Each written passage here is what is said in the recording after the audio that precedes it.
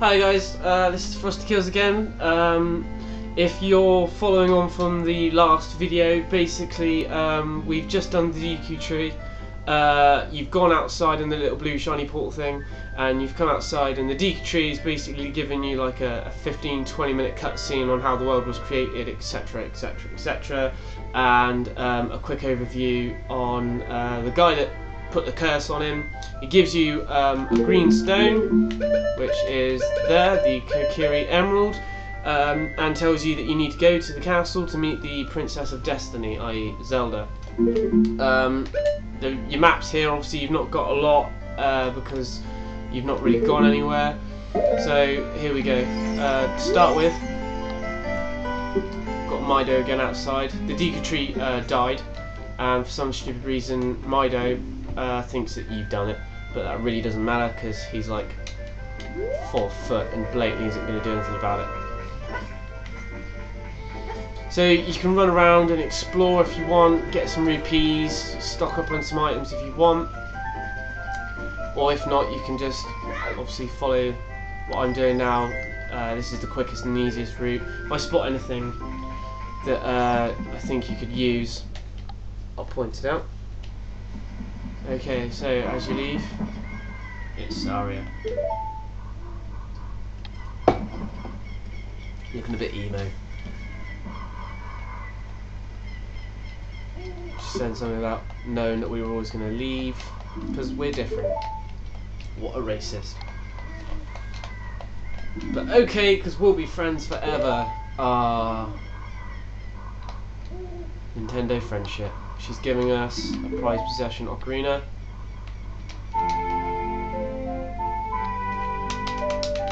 This is the first of the 2 ocarinas that you get. Ocarina songs become extremely handy. You can be sad like me and play them enough to memorize them. If not, they'll always be recorded once you've learnt a song on your sub-screen by pressing start. It's the C buttons or the C stick, depending on what you're using, and A as well. What lots of people have found out now, by pressing L or R and using the C stick, you can change the pitch of your ocarina tone. And in fact, if you use some sites like Google or walkthroughs, etc., quite a few people have spent the time to figure out how to play things like Star Wars theme tunes and Simpsons theme tunes and stuff like that. They've actually written it down for other people to play. So if you've got a spare hour, you could always learn a few tunes for your ocarina. Okay, so this is Hyrule Field. Get used to this field because we'll be running across it a lot during the game, and I mean a lot. Okay, up ahead is one of the weirdest characters ever. You can't get rid of him. It's the owl. He has got a name, but I can't remember it, and he never actually tells us throughout the game. Some of this text is skippable, but a lot of it isn't. Oh, there we go. Just be careful because he always asks you, did you get all that, blah blah blah. If you say no, which unfortunately is the first option, so if you're jamming buttons you're more likely to hit it, always say yes, because otherwise he just repeats the entire thing again. Then he buggers off. He's not annoying, but unfortunately he pops up to give you advice, which is good if you've never played it before, but if you're like me and you've played the game like a good 8 times, then you really don't need it. Few tips: rolling into trees, some are useless, some contain rupees. This thing here is incredibly annoying. Stay away from it if you can. The only way to kill it is to lock onto the underneath, stay away from the blades, it tends to circle. You just hit it a few times underneath. Just circle all the time. If you want, you can use your DQ slingshot.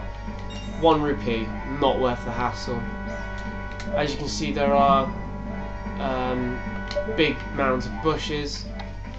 Now, as you can see, the sun is kind of like active time. It will go down, which is fine.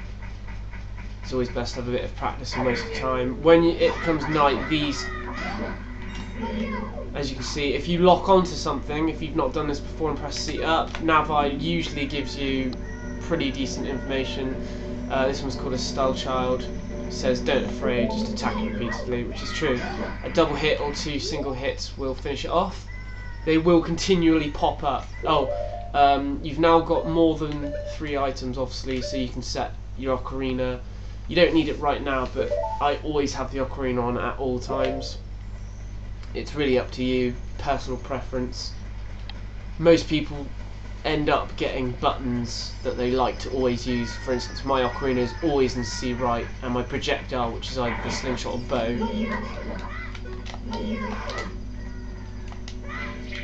DQ nut. So yeah, my projectiles I always have on C down. Even as an adult and later on in the game, when you don't even need the DQ nuts, quite a few people like to keep them.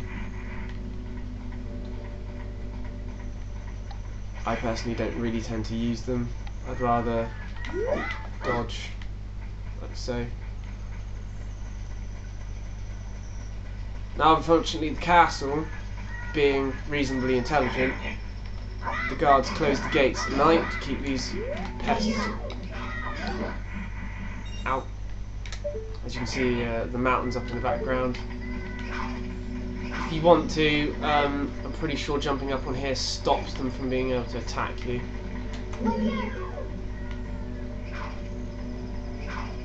I think sometimes they can pop up through the wall and be on the same level as you, but you just stand on there.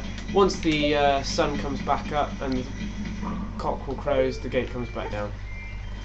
I think there's some rupees in the water if you fancy swim, and the scout childs, or whatever they're called, they can't get you in the water either, so you can always float about for a bit. He's got an infinite amount of being able to float.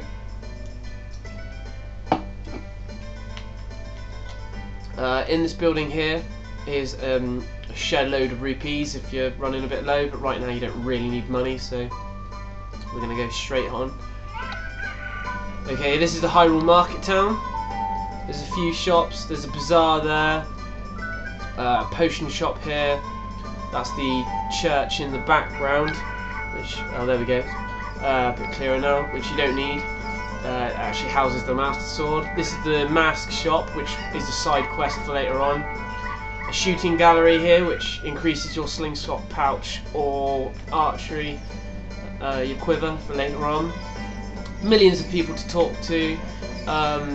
Just out the back over here in the corner there's a side alley which you can go around. This is a girl that you need to talk to here. She's basically picking on the fact that you're different again. Everybody's got pointy ears, of course. Her name, she tells her name's Malin and her dad owns the Lon Lon Ranch.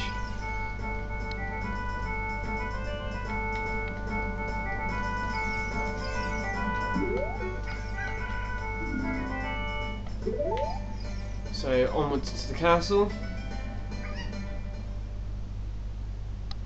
Now, obviously, when this is Hyrule Castle, the 2 things you do need to know is when you're in a town, time freezes. So whatever point the sun or moon was at when you go into a town, it then freezes, and time won't move again until you're back in the field. As you can see there, the sun is moving slowly upwards. I'm not sure if you can see that on my camera, but you can just see it moving up. This counts as a field. Oh, there's the annoying man again, giving you some advice. This guy's actually slightly more helpful than your fairy, but equally as annoying. You can skip most of his text. This one again is tricky. He's giving you a different question, so again, this time you think yes will be the answer, and it's the top one, but you have to say no. Otherwise he repeats the whole thing. Luckily, if you do hit the wrong one, if he's repeating himself, you can skip it pretty quick. Up ahead there's a tree, with inside is a gold spatula. 2 hits. Make sure you're not running when you're slashing, otherwise you'll walk into it. There's another token. A couple of rocks if you want to smash them, just to waste some time.